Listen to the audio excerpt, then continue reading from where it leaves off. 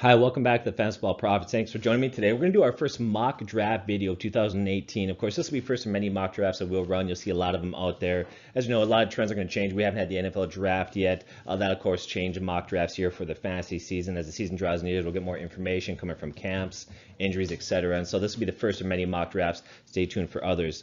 Now, the whole point of mock drafts, before we kind of get into breaking that down, the mock draft scenario that we ran, why we did what we did, some of the trends that we observed, the whole idea behind mock drafts is get better prepared for the draft so we can have an effective draft and do well. There be some things I think it's important for you to consider as we look into the draft. So I want to share with you a few points to consider. We're looking at drafting, and then once again, we'll get into our mock draft and break that down a little bit for you. The first thing that we tell people all the time, if you want to be successful in fantasy football, is wait on drafting your quarterback. I know it's tempting. I think for a lot of people it feels safe, even sexy to have big names like Tom Brady or Aaron Rodgers on your team, but don't do it. If you're serious about winning your fantasy league, stay away from those big names and wait to take a quarterback. Now, here's a mistake that many owners make. They invest too much in their quarterback pick, whether they draft him too early or they invest too much money in an auction league for him. I think what often happens when we get the drafts, people panic, emotion kicks in, the hype kicks in. Those names, like I said, of Rodgers, Brady, Breeze, which, by the way, I love all those guys. But many people in their excitement, what they do is they overreach and they make the tragic mistake of overpaying for them. Maybe it's their favorite player. Maybe it's a guy who plays on their favorite team, and they get enamored with them, and those emotions blind them, and they become short-sighted. Now, with that said, I put my money where my mouth is in terms of this. I'm not afraid to really run this out in all of my leagues. In fact, I'll give you a great example. Back in 2013, I had Peyton Manning in a keeper league. He just thrown 55 touchdown passes, right? And so heading into the next fall would be an obvious pick. He'd be a guy that I would probably carry in my keeper league. Right now, I dropped him, and I loaded up on bench wide receiver and running back talent. Going into the next year, I actually won that league. And so once again, I had Peyton Manning, 55 touchdown passes. I didn't keep him. I stuck to my strategy. I stayed away from overemphasizing quarterbacks. I worked on building running backs and wide receivers. There's always good quarterback talent out there to have. Think back to 2016. How many owners had their season crushed when they took Cam Newton really early as their number one pick after he came off that MVP season? Of course, we know he flopped badly last year, and if you followed us closely here at FFP, we actually warned against taking him early. Just like last year, we were emphatic about warning against staying away from Matt Ryan. It's important to always remember what makes a pick valuable is not just how well they perform, but where you took them in the draft. So here's why you can wait on a quarterback, and this is some of the changes. It really comes down to the law of supply and demand. The NFL has become increasingly passer friendly. More and more teams run spread formations, shotgun formations. Back in the day, tight ends were primarily used for blocking, but now tight ends are being drafted to become another weapon. And so all this means more and more quarterbacks are putting up big numbers, more touchdown passes, yards, according to the law of supply and demand, that drives down their value. I want to take a look at some comparisons in the NFL, just some numbers for you to consider. It used to be if a quarterback threw for 30 touchdown passes, that would consider a very good year, and it put you in the MVP conversation. In 1994, only 3 quarterbacks did that. In 1994, 3 quarterbacks, Marino, Favre, and Steve Young did that. Okay, but that has become much more common nowadays. In fact, if you look at it, back in 2015, 11 quarterbacks reached 30 touchdown passes. 2 more ended with 29. An additional 3 were on pace to have 30 before they got injured. So once again, there's just a lot more quarterbacks putting up big numbers out there. With that said, I'm not saying that if Aaron Rodgers slips to late in the 3rd round, you shouldn't take him. By all means, take him if he falls that far, but he's not going to because some owner is going to get too excited. He's going to take him in the 1st or 2nd round. Don't be that guy. And what you should do is when that inevitable quarterback run starts, and it will happen, people start taking quarterbacks. You may feel pressured. You may want to panic. Don't panic. Instead, build your bench. Stock up on great running backs, wide receivers, things like that. You can easily get a very good quarterback later on, usually rounds 5 through 10. And that depth will become invaluable later on in the year for you. So once again, don't take a quarterback early. Number 2 point, going into a draft, check your emotions at the door, okay? So many people get emotional. They get crazy there. I'll give you some examples, but I grew up in Minnesota. I'm a Vikings fan. And almost everybody here hates the Packers, just the way it is. If you're a Vikings fan, you hate the Packers. Don't take it wrong if you're a Packers fan, which, by the way, I give them all credit. They're a great organization. But I've seen the emotional mistakes that stupid fans make when their loyalty and emotions kick in. In fact, I remember how many Vikings fans drafted Christian Ponder. Okay, Christian Ponder seems like he's a really great guy, but he was never a good quarterback, and he certainly wasn't a good fantasy quarterback. Or I think about a guy like Tim Tebow. How many people drink that Kool-Aid? Now, I want to say this with a lot of clarity. I love Tim Tebow. I think he's a good man doing good things. In fact, I'm a Christian, and in fact, I'm a pastor. Okay. With that said, Tim Tebow was never a good quarterback, and he should never have been on anybody's roster. He wasn't a good fantasy option, yet so many people kept him on their bench, hoping against hope that he might become the next Joe Montana. So stay away from your emotions. And one specific year I think of, the very first fantasy football league I was in, actually won it. And one of the reasons why I won is because of a young quarterback from Green Bay.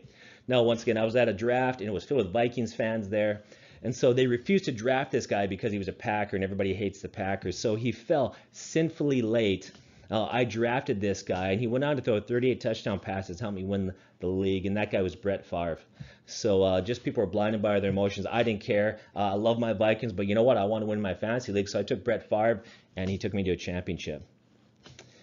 Another thing that people do with their emotions, they can let past experiences of a player blind them. And here's what I mean by past experiences and how people get emotional. I've heard people say going into a draft, and they'll look back on last year and say, well, that player really helped me last year on my team, so I'm going to draft him again. Or last year, that player really burned me, had an off year, so I'm not going to draft him. Loyalty has nothing to do with your team. These players, they didn't know you drafted them. They could care less. Every year is a new year, and each year you have to make unemotional, honest, open-minded assessments of each player based on facts, not hunches, feelings, or emotions. Put your emotions aside. Is it okay to have a favorite player? Of course, by all means have one. Buy their jersey, root them on in TV, but don't let your bias blind you. You can still root for your favorite team, and you can win your fantasy championship all at the same time. Drafting that player or not drafting that player doesn't change karma, luck, or your chances of winning. Be smart, not emotional. In fact, I like to exploit owners that get emotional at times. Number 3 thing to remember when you're going to the draft is forget about bye weeks or the playoff schedule they might have when you're drafting. Now, years ago, it was a lot different. Back in the early 90s when I started playing, we didn't have the computers, a lot of that. A lot of people, we called our lineups in over the phone. We kept track of it on paper. And another thing that was different back then is a lot of times they limited your moves. Like back in the day, we might get 8 free agent moves for the year. And so it was really important for us to draft good backups. But now it's not the case. In almost every league that I've been in recently, there is no limit to you can make any moves that you make. And so why worry about your backup quarterback and your backup kicker for the bye weeks? Why load your bench with a player like that that you're probably not going to use for 7 or 8 weeks? In the meantime, you're going to miss out on a great position player that you could stash. Odell Beckham Jr. came out, right? He missed a lot of the preseason fighting an injury. So when he was a rookie, would you rather have him stashed on your bench when he blew up and had that big rookie year, or would you rather have your backup kicker Nick Novak for your bye week? Obviously, don't waste your bench space worrying about bye weeks, things like that. Forget all that stuff. Here's another thing to consider. When you look at your backup, let's say if you take a backup quarterback, kicker, defense, things like that, there's a reason why these were backups, why they weren't drafted highly. Oftentimes they're not that good, and by the time your bye week comes, there'll actually be a better option out there for it. In fact, oftentimes it's best when you look at your bye week to play matchups. And so I just deal with that when that week comes. Pick up a guy based on matchup, use them that week, drop them. That's the best way to roll with your bye weeks. Once again, don't draft worried about your bye weeks. Here's another thing to don't do. Don't focus on your playoffs too early. I love when a guy's at the draft, and after the draft he's excited, and he comes to me and says, man, this guy's got a great playoff schedule, weeks 14 through 16. First of all, you got to get to the playoffs. Don't count your chickens before they hatch. Second, at the beginning of the year, when we're talking about strength of schedule, looking back to the previous year on how that defense did, how that team did, but a lot can happen in the offseason. A lot of moves, players, injuries, things like that happen. Some defenses just struggle, whatever. There's a lot can happen in the offseason. Usually it takes 2 to 3 weeks of the new season before we can really understand trends in the NFL. So don't be that guy at the draft that's worried about weeks 14 to 16. Don't worry about that. Just draft good talent. Look to win your league. Is it okay to draft your roster for the playoffs? Definitely do that. What I would say is, let's say you're about 3 weeks out from the playoffs, and you're looking at your trajectory, and you think, okay, I'm going to make the postseason. That's the time to begin to make some moves to position yourself for the postseason, not before then. In the meantime, once again, load your bench with running backs, wide receivers, and a tight end if your tight end is weak. Another thing I would say out there going into the draft is learn your scoring system and learn your rules. Not all leagues are equal. I was in a dynasty league. I'm in a dynasty league, actually. That's a PPR league. Now, before playing, I'd been in other leagues, but I'd never been in a PPR league. So I go into this PPR league, and I think, okay, I've had a lot of success in other leagues. Can't be that much different. So I went into the league, and I had some moderate success, but I wasn't great. It took me about 2 years and studying other teams that were successful to realize there's a major difference in how you approach a league and how you draft and so on when you consider PPR leagues and how it impacts your players. So after about 2 years, I really adjusted my philosophy in drafting, how I looked at things. Once I adjusted that, once I realized there is a difference between standard and PPR, that does matter. Suddenly I shot up the standings. I finished third place, first, second, and first in 4 years. So all the difference in the world was simply me understanding the scoring system and the nuances of those league rules. Example, once again, just to confirm that, in 2015, Jarvis Landry ended up in the top 10 in league scoring for wide receivers in PPR leagues, but he dropped to 30th in standard leagues. That's a huge difference from 10 to 30th based on what scoring system you're in. Another example of that is I run a dynasty league myself. In that league, we have to have 3 wide receivers that we start, and 3 wideouts actually. And a wideout can be any combination of wide receivers, tight ends, it doesn't matter, but you have to have 3 wideouts that you start. Now, what a lot of people don't know or they ignore is the fact that wide receivers in our league get the bonus at 100 yards, but tight ends get the bonus at 75 yards. It's a major difference that really ups the value of tight ends. Once again, know your scoring system, know your league rules. So here's another mistake that people have going into draft. They have no draft strategy, or they become too rigid in their draft strategy. So going into the draft, have a strategy, have some basic ideas and some goals of what you want to do and what you want to accomplish. Now, this is easier to do if you're in a dynasty league where people are keeping, or if you're drafting with familiar friends, people that you know. I got guys I've drafted with for years. I just know what they're going to do. I know how they like to pick. I know their favorite teams. But you can also do this by studying mock drafts, knowing the rules and scoring system. But when I go into a draft, I have some basic goals, things that I want to accomplish heading into it. I ask myself questions like, is it a quarterback heavy draft or lacks solid running backs? If it's in a dynasty league, I look at who's being kept. I look at not just what my needs are, but the needs of the other owners in the draft. Last year, in one league I was in, a keeper league, 10 quarterbacks got protected. So going into the draft, it's a 12-team league. I knew I didn't have to put that much time into worrying too much about my quarterbacks. I put my emphasis elsewhere, got my quarterback later on, I was fine. I started asking questions like where I pick in the draft, who should be on the board. I think about things like if I have a sleeper pick, how far down do I think that he can fall based on the news and information I'm getting on other mock drafts? How far could I let him fall so I can build my bench before him and don't take him prematurely? Here's what I mean by taking a sleeper prematurely. The year that Randy Moss was a rookie, this is true, this happened. Now, he was projected in most fantasy leagues to go around rounds 5 to 7. That was kind of when people expected that Randy Moss to get picked rounds 5 to 7. Maybe sooner in Vikings territory, but that's kind of where they were at. Now, why did they expect Randy Moss to fall so far? As he turned out, we know he was a phenomenal pick. Well, the Vikings already had 2 great wide receivers. One was Jake Reed. Now, Jake Reed had come off 4 consecutive 1,000-yard seasons, and they also had Hall of Famer Chris Carter, so they had 2 really good wideouts. So I kind of put him as the number 3 guy. He wouldn't get a lot of targets. At least that was the assumption. Well, somebody in our draft drafted Randy Moss in the first round. He went on to have 17 touchdown passes, right? Or 17 touchdowns, I should say. So was that a good pick? They took him in the first round. He gets 7 TDs. Obviously, the owner was vindicated, right? Wrong. That was still a bad pick, and I'll tell you why. That person could have loaded up their bench in the first 2 to 3 rounds and still got Randy Moss safely between round 3 to 5. What makes a good pick, once again, is not how well they perform on the field, but when you take them. In drafts, have a plan, but stay flexible. Every draft's going to have different ebbs and flows and trends, so watch, observe the direction it's going, and adjust your plan accordingly. Another mistake that a lot of times people make going into the draft is they improperly measure the preseason. Some put too much value on the preseason, they overvalue that, or others totally ignore the preseason. The preseason is a great time to analyze younger players or players that are returning from injuries. The very first year that I played, I was in a fantasy league, right? And I noticed a young wide receiver. He was a second-year wide receiver. He was young, and he was really tearing up the preseason, scoring touchdowns. He looked great. A lot of fantasy owners didn't really pay a lot of attention to him. So late in the draft, I picked him up with my last pick. I stashed him on my bench. The guy went on to have a phenomenal year. He ended up with 119 catches, 1,781 yards, and 13 TDs. That man was Isaac Bruce. I took notice of him during the preseason. I think about other players that had great preseasons that people ignore that went undrafted. A guy like Arian Foster, Antonio Gates, Odell Beckham, and Quinn Bolden were all guys that didn't get drafted often the years that they were rookies. Now, everything I would say based on the preseason, how you value it, don't worry about if a veteran struggles. For example, let's say Le'Veon Bell sits out the preseason. Don't worry about it. He's going to be just fine. Some final quick thoughts before we actually begin to break down our draft, the mock draft that I took, and some thoughts behind it. Don't undervalue a good kicker and defense. Now, don't be that guy that takes a kicker in the 3rd round. I get that. That's a foolish mistake. With that said, a good kicker and good defenses, those points add up through a year and they make a difference. Another thing I would say is that it's important to remember that good defenses in the NFL don't necessarily make good fantasy defenses. Remember that.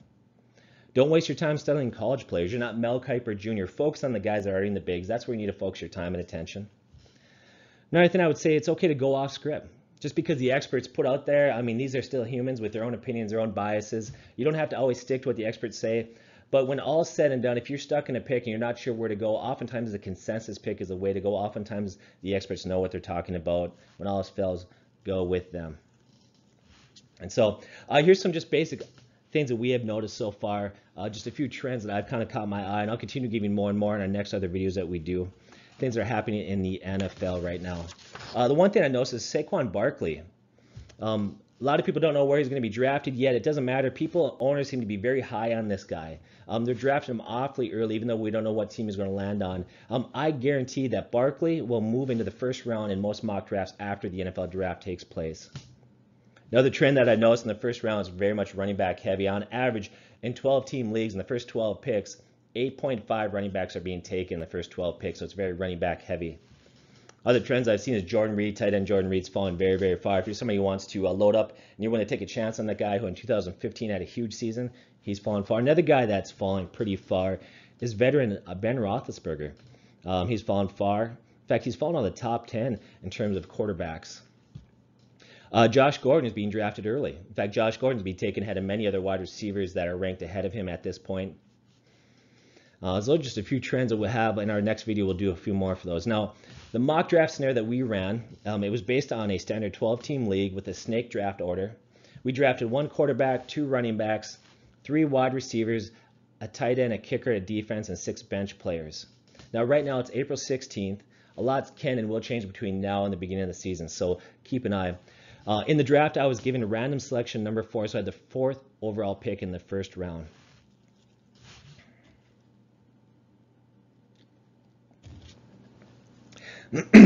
Here's one more thing to consider when we look at mock drafts, and the one that we use and the one that you could use out there. So for mock drafts, we use the Fantasy Pro mock draft generator. That was a place that we use. It's called Fantasy Pros. And they have a mock draft generator that we use. Now, what they do is they use algorithms of multiple fantasy football analysts. These are pros that do it for a living, right? So they take all these pros.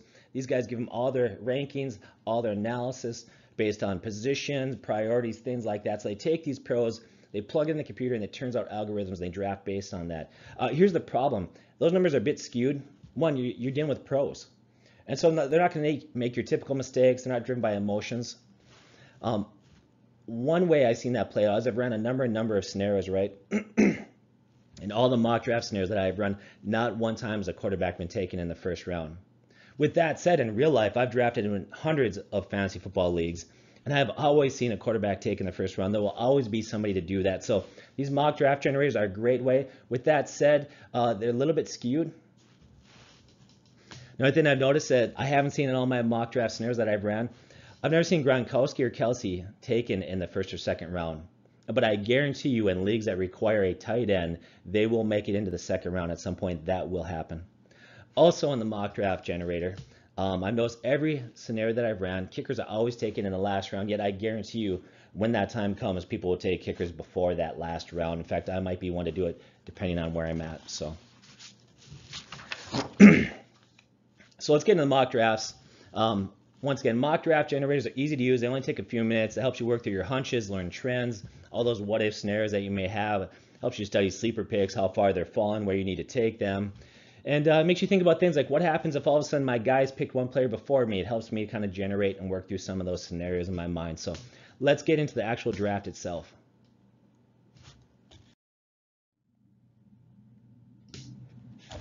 So there I am. You see the 4th overall pick. Now, usually I'm a guy that in most of my drafts, I take a running back early and often. That's just what I typically do. I feel like the running back is the hardest position to make up for if you have injuries, bye weeks, or bad performances. That's the one that's very difficult to make up for. Now, in this one here, predictably, in the first 11 picks, 8 running backs were taken. I was saying the number 4 pick, which guaranteed that I was going to get a very good running back. That's a good place to be, number 4. I'm going to be fine either way. So for me, it was either Johnson or Elliott. Now, it's really hard to screw that pick up. I think either way, you're going to be just fine. In fact, it's really hard to have a bad pick in the first round. Seasons aren't won and lost in the first round. Really, the way that you begin to win your fantasy season when you get outside the 4th round and beyond, those are the ones that really start to matter. And so I looked at the scenario here. Now, we have to remember this was based on standard league scoring. Now, if it was PPR, that would be different. And the reason why is that would be different if it was a PPR league is Johnson is a PPR stud. He had 80 catches in 2016. Now, with that said, Ezekiel Elliott's no slouch either in the passing game. Now, when I take a look at Johnson, the one thing I have concerns about, his yards per carry aren't great. His rookie year was 4.6. The year after was 4.2, and last year was 2.10. That was only one game. So for me, when I looked at standard league, and I considered, for me, the safest pick, and the pick that I chose was Ezekiel Elliott. Dallas has the best offensive line in football. Now, he had some struggles last year, but I think that could be contributed to the fact that the constant back and forth, the suspensions on, the suspensions off, all those distractions in the media, all the things that he dealt with, I think create a lot of ups and downs for him, and it really made it impossible for him to prepare mentally and physically for each game. Now that's out of the way. I think he'll be able to focus on this year, and I think he'll be just fine. In fact, if you look at Ezekiel Elliott's last 6 games before the suspension, he was averaging 118 rushing yards per game. So that's the guy that I took in the first round. Ezekiel Elliott, I locked down myself a very good running back. So here I'm at round 2, right? And at round 2, I'm a running back early in offense. So it would not be uncommon for me to come back around and take a running back again. Now, the most obvious pick would be Ingram or Barkley at this point. Now, why didn't I take Ingram or Barkley? Well, I'll tell you why. First of all, I want to see where Barkley lands. To me, that's really important. In the right situation, I definitely would consider taking Barkley in that 2nd round. But for me, a rookie player, especially a rookie running back, his value is really about landing in the right position. It's all about finding the right opportunity. So depending upon what team he gets drafted by, like for example, if the Giants take him, I think that'd be a great position for Barkley. I think he could thrive there. Or if Cleveland were to take him, that would be great. Why not take Ingram? Well, here's a question I have for you out there. I like Mark Ingram, obviously. Alvin Kamara had great years last year. In fact, if you look at the two, they had historic years. But that's a lot of offense to duplicate in back-to-back years for true running backs. That's a lot of mouths to feed. Can they do that again? Can they duplicate that together between the two of them? They had 25 total touchdowns, 139 catches between the two running backs. That's not even including the fact that, of course, they have Thomas, and then they've got Meredith there now. And between the two of them, they had 3,094 yards. It's not likely that between the two of them, they'll be able to continue that sort of production. There will be a drop-off, okay, especially now the defense has had an offseason to prepare for them. What I also suspect that Kamara, who is younger and would appear to be more talented, will carve out a bigger role in that offense. That would lower Ingram's value slightly. So here's my thinking going into the 2nd round. With a lot of big-name wide receivers gone at this point, there's really a major drop-off in wide receivers down from Tier 1 to Tier 2 to Tier 3.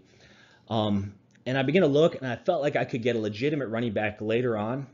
But right now, I could begin to shore up my wide receivers, especially when you consider that I need 3 of those. So Adams, to me, Devontae Adams is the only wide receiver besides Josh Gordon that could easily land in the Tier 1 statistically in that category. If you look at Adams, he's a touchdown stud. And I think it was worth the risk because I knew the other quality running backs would fill that gap. And I'll explain later on, I end up taking Collins. Well, I think he could be as good as Ingram in terms of his numbers based on where I took him and the value that I got when I took him. Let's go back to Adams, though. So they released Jordy Nelson this year, which is huge for Adams. It's kind of passing the torch. He becomes the #1 receiving option for one of the greatest quarterbacks in NFL history. Aaron Rodgers leads all quarterbacks with a QBR rating lifetime of 103.8. In fact, he's the only quarterback in the history of the NFL that has a career quarterback rating of over 100. If you look at Jordy Nelson when he was the #1 wide receiver under Rodgers, between the years 2011 and 2016, Nelson had 4 seasons with over 1,000 yards, and 3 years he had TD totals of 13, 15, and 14. Adams' last 2 years had touchdowns of 10 and 12. He would have broken 1,000 yards last year if he played a full year. At the young age of 25, and now being Rodgers' #1 option, he should have a huge year ahead of him. That's why I went with Devontae Adams. So here I'm number 3, 3rd round, my 3rd pick in the 3rd round. Once again, tempting to take a running back. I really love to shore up that position. But what I always say, stay flexible and it's important to project picks, and that's so valuable as you're going through. Okay, here's who's out there, here's my needs, how far can I fall? So you have to begin to project a little bit. And as I begin to look at this point, I felt like there's a lot of tier 2 and tier 3 running backs still available. In fact, enough where I felt like they could fall and I could get them later on. I could have taken Collins. I think Collins would have been a solid pick. Could have taken Henry like others. But of course, Henry now is valuable drop now that Lewis is there. Could have taken Hyde. Hyde will fall off. I think he fell off a little bit last year. I have concerns. Mixon could have a huge year this year. But Mixon, if we're honest, struggled last year quite a bit. So we'll see. You look at Miller. I could have took Lamar Miller, but he's been disappointing. So then I started to think to myself, why not lock down Kelsey? Tight end Travis Kelsey, it's a league, of course, standard that we have to start tight ends. And Travis Kelsey could easily outscore Gronk this year and become the #1 tight end. And what I could do then is in the 4th round, I could shore up my running back position. And that's what I chose to do. So in the 3rd round, I take Travis Kelsey before the tight ends begin to go. To me, him and Gronk are the #1, #2 guys. By far after that, there's a drop off a little bit, although I do like Zach Ertz quite a bit also. So we get to the 4th round here. So the 4th round, once again, I'm heading to the round and thinking, okay, this is the round that I'm going to get that 2nd running back. I need to lock it down. But I want to ask you a question real quick heading to the 4th round. Could you imagine getting Antonio Brown in the 4th round? Could you imagine what that would be like if he slipped to the 4th round? It's not going to happen. Let's pretend he did, though. Well, Josh Gordon, okay, is that talented. He has that type of talent to put up the numbers that Antonio Brown had. In fact, Josh Gordon, 2013, playing only 14 games at the young age of 22, had 87 catches, 1,646 yards, and 9 TDs. He's a big body at 6'4". He's got all the skills to be an amazing tier 1 wide receiver. If everything goes well and he stays clean, he will be a top 5 wide receiver this year. I realized at this point in the draft that I still need 2 more starting wide receivers. And I begin to look and I realize there's still some solid running backs out there that are going to fall farther. I think I can get them later on, probably round 5. When I took other wide receivers out there in the draft that were taken right after him, right before him, I think about Baldwin, Hill, Bryant, Landry, Diggs. These guys were already taken ahead of him, yet none of them has the ceiling that Josh Gordon has. So I risk it. I take him. And I think it's worth it in the 4th round. I'm willing to take that risk. In fact, I predict right now, by the time August rolls around, that Josh will enter some 2nd rounds in some drafts. He's going to begin continuing gaining momentum, and I think a lot of drafts come August, he'll get drafted in the 2nd round in a lot of leagues. So I think that Josh in the 4th round, he's got 1st round type talent, and I think that was a good pick when you look at so many other wide receivers out there that have question marks. Landry's a PPR stud, but he's got low yardage totals. You got Demaryius Thomas, Robinson, who's got quarterback issues, came off an ACL tear. Larry Fitzgerald is great in PPR leagues, but once again, this is a standard league. And so Josh Gordon was my pick in the 4th round. So that moves me to the 5th round. So who am I going to take here? Well, I can't wait any longer. This 5th round, I've got to lock in a #2 running back, so I do Alex Collins I take. Now, with Alex Collins, I like this guy. I don't think that he's a fluke or a one-year wonder, but I think he has the makings of legitimate running back 1, which I'm happy to take in the 5th round. So if you look at him and you look at his career, the first year in Seattle in the preseason, he looked great. He actually came out. He had some success. It was actually kind of surprising that he wasn't brought back to Seattle. But for every reason, he wasn't. He went to Baltimore. Last year, he had great yard per carry at 4.6. And he got used more and more as the year went on. In fact, as the year went on, they used him increasingly more in the passing game. He looked really solid. In fact, if you look at his catches in the passing game, all of his catches came from week 9 and after. If you take that catches per game during that stretch and project over 16 games, that would have been 41 catches. Also, all 6 of his TDs came in the last 7 games that he played. I don't see the Ravens taking a running back early. They have more pressing needs. I think right now this is his team going into the year. The beginning of the year, he has an opportunity to be the starting back there. I think he easily breaks 1,000 yards this year and gets probably 6 to 8 touchdowns. I think he's a very solid pick for me in the 5th round.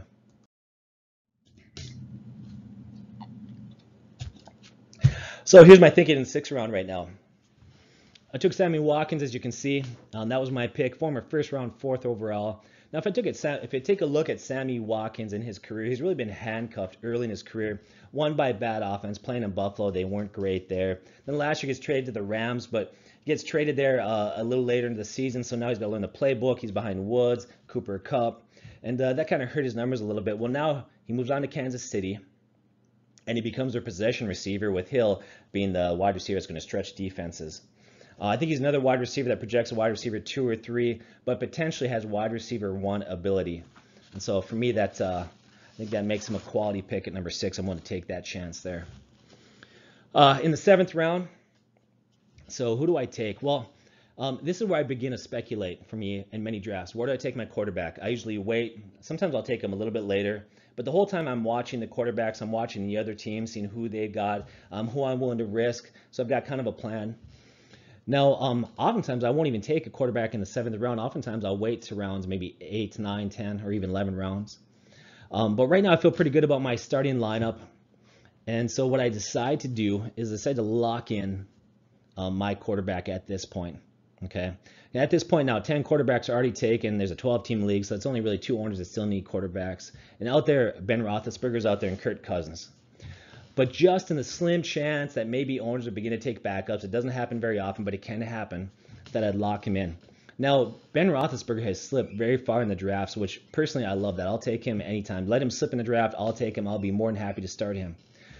So I locked him in. Now, a lot of people don't realize that since 2012, the last 6 seasons, Ben Roethlisberger's per game averages projected out over 16 games turns out to be 31 touchdown passes. In the last 4 years, if you average his passing yards total per game and you project that out, it turns out to be 298 passing yards per game. Now you add Juju Smith-Schuster there. He's got Brown, Bell. There's no reason why he can't end up with easy 28 to 32 touchdown passes. I take Ben Roethlisberger in the 7th round. My starting lineup is complete. Besides my kicker and my defense, I feel pretty good with that. So now we get to the 8th round. It's really time to begin to build my bench. And so when I build my bench, for me, it's really best talent available. But what I do is it's bench talent available, but I never worry about backups. I don't worry about my backup kicker, defense, quarterback, and I don't worry about a backup tight end unless the tight end that I have is kind of questionable. So for me, my bench is all about running backs and wide receivers. I just fill with as many of those as I can. And so I took Marlon Mack in the 8th round. Now, I'm not a huge on Marlon Mack per se, I'll say that. But Gore is gone right now, and last year saw flashes that he could be good. And as of right now, it looks like that's his job to lose, unless, of course, the Colts go out there and they draft a running back or something happens. He looks strong in the passing game, and so I took Marlon Mack as a running back, sitting on my bench to see if this guy could move into that starting role. Go to my 9th round. So I'm still continuing to build my bench depth, and I actually really like this guy's potential. I think this guy could have a huge year, and I ended up taking Isaiah Crowell of the Jets. In fact, I like him more than Marlon Mack. Some may say, well, if you like him more than Marlon Mack, why'd you flip picks? Well, here's why. I've been studying mock drafts, and what I've seen a lot of mock drafts, people are taking Marlon Mack ahead of Crowell. So I realized I could let Crowell slip another round and get Mack there and then lock in 2 running backs on my bench that could potentially be starters. So mark my words when I say this. Crowell will be the starting back, and Powell will serve as a 3rd down change of pace back. Okay. If you look at Crowell, when he played for the Browns, he had a healthy 4.2 yards per carry playing for a woeful Browns team. He's showing he's capable in the passing game. So for me, as of April 19th today, I really feel like he was the last starting legitimate running back on the board, except for maybe Barber. Now, there's some other running backs out there that might move into the starting positions, but as of April 19th, he was the last running back out there that I felt confident is really sitting today as a starting running back. All the other running backs out there, although they have potential, it's very speculative whether or not they will be starting backs. Now, I did pass on some good wide receivers in this round, but of all the positions that I think are easiest to make up if you're lacking depth or if you have a problem, wide receiver is the one position where I think it's easy to pick somebody up out there if you're good and you know how to track free agents. It's easy to find those hidden gems. In fact, the year that Odell Beckham came out, I ended up picking him up. He went undrafted in 2 keeper leagues, and man, I ended up picking him up, I think, weeks 4 or 5, and ran with him the rest of the year. He was great. So we're going to round 10 at this point. Well, I have to admit, I got my eye on a defense out there, but it's way too early for that, right? And I need wide receivers on my bench. And it's getting pretty thin at this point at wide receivers, so I took my chances on Cameron Meredith. I like this guy. He's 6'3". Now he plays for the Saints, and Hall of Famer Drew Brees. I mean, isn't that great? He goes from Chicago, Mitch Trubisky, and now he's got a Hall of Fame quarterback, Drew Brees, throwing him the ball. In fact, the Saints signed him to a 5-year deal, or not 5 year, signed him to a 2-year deal for $5 million per year. That's a lot of money to pay for a wide receiver who came off an ACL tear, who's a converted quarterback to wide receiver playing for the Bears. That tells me an awful lot. Like at this point, I really feel like the Saints love this guy. In fact, I really like this guy. He's a converted college quarterback, and he should exceed his 888 receiving yards he had in only 14 games in 2016. In 2016, Meredith did really well. In fact, going into that next year, he was slated to become the #1 guy before he had season-ending injury. He shined at times in 2016. He had 4 games over 100 receiving yards. It appears that he's made that adjustment from quarterback to wide receiver in the NFL. Sounds like he's following other players like Julian Edelman, Josh Cribbs, and Pryor in 2016. So I like Cameron Meredith playing for the Saints as their #2 wide receiver there. I took him.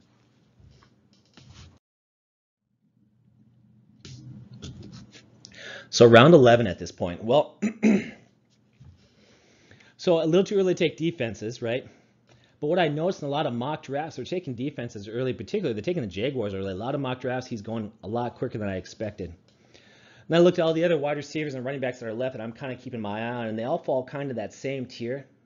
So of the 15, maybe 20 guys I got my eye on, I'd be happy to kind of any of those because they fall into that same tier. So I decided it's a little early, but in the 11th round, I take the Jaguars.